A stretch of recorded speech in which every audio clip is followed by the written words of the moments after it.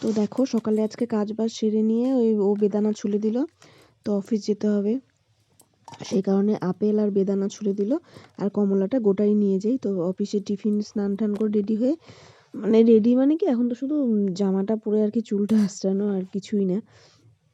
তো সবার খাওয়া দাওয়াগুলো বেড়ে নিই। প্রথমে আমার টিফিনটা ঢুকিয়ে নিলাম, তারপরে হচ্ছে এখন আমার খাওয়া, ওর খাওয়া, বাবার খাওয়া হটপটে বেড়ে রাখি, কারণ এমনি রাখলে ঠান্ডা হয়ে যায়। তো এই জন্য হটপটে ভাত তরকারি আর এক্সট্রা একটা বাটিতে তরকারি বেড়ে রাখি।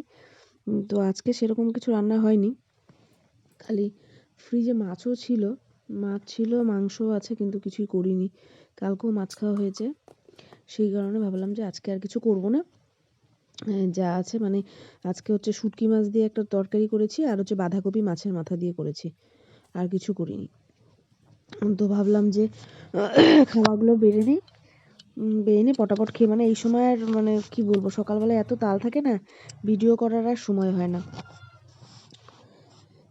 মানে ইচ্ছে থাকলেও না, বললাম না, আমার কিন্তু খুব ইচ্ছে যে ভিডিও মানে কন্টিনিউ রোজ ছাড়বো, কিন্তু হয় না, আর এখন শরীরটাও দেয় না। তো তাড়াতাড়ি করে আমার আর ওর খাওয়া বেড়ে নিচ্ছি। সব আবার ঢেকে ঢুকে সব রাখতে হয়। আর মানে আমাদের বাড়িতে এত পাখির অত্যাচার, মানে বলার মতো না।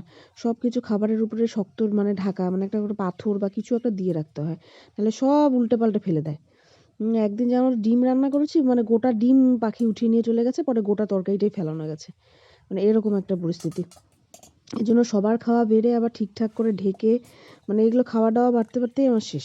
যাই হোক, আজকে বাঁধাকপির তরকারি করেছিলাম মাছের মাথা দিয়ে, আর ওই শুটকি মাছ দিয়ে একটা চচ্চড়ি মতো ঝোল ঝোল একটু করেছিলাম মূলা ঠোলা দিয়ে, আর ধনিয়া পাতা বাটা করেছিলাম। তো এখন আপাতত এটা দিয়েই খাবো, পরে দুপুরবেলা এসে কিছু একটা করে নেব। তো এই দেখো আমার তরকারি, ভাত বাড়া হয়ে গেছে, এখন খেয়ে দিয়ে সোজা অফিসে।